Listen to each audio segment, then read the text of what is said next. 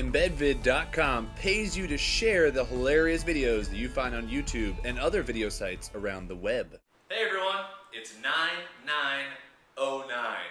Woo, scary. I'm wearing a shirt for TLM Studios. It's Loreen Liberty's photography studio in Boston, Massachusetts, and it's her second day on iwearyourshirt.com.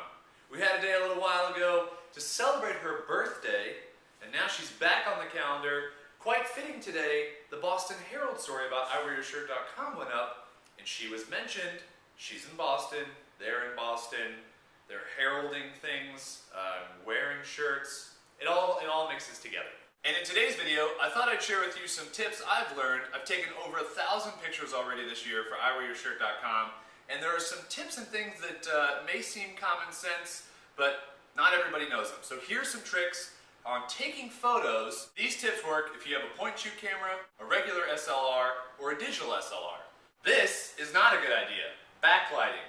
Backlighting is no good. You can obviously see that I'm very dark. You can't make out the shirt. So you don't want backlighting. You want light to come from the front. What I'm going to do is switch places. So I'm standing by the window. Camera's over by the sink. We're going to switch and you'll see the difference. Should be quite the difference. You see the difference there? From backlighting to now front lighting? I don't know the exact term, but don't do backlighting, do this lighting. Whatever this is, front lighting, regular lighting, I don't know. Another tip, and this may seem like common sense, it's about 2 o'clock in the afternoon right now. Direct overhead lighting, not the best. I'm very squinty, I can't see, yeah it's bright, you can kind of see my shirt and everything, but whites in pictures will get blown out, and it's just very hard to not look squinty in pictures and in video.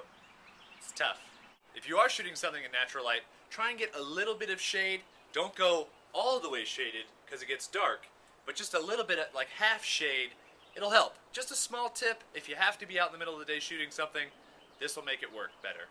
Now I know a couple of these are video, a couple are photo. Just tips in general, I always err on the side of standing a little bit further back and taking a wider photo and being able to crop any extra things out.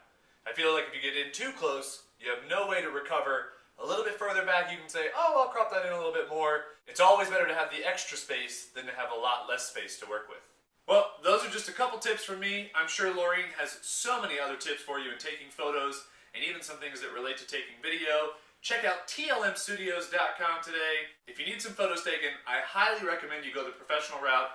It's usually very inexpensive for what you get, and a good photo goes a long way, whether it's for you, your business, your cars, your dogs, whatever you want to do.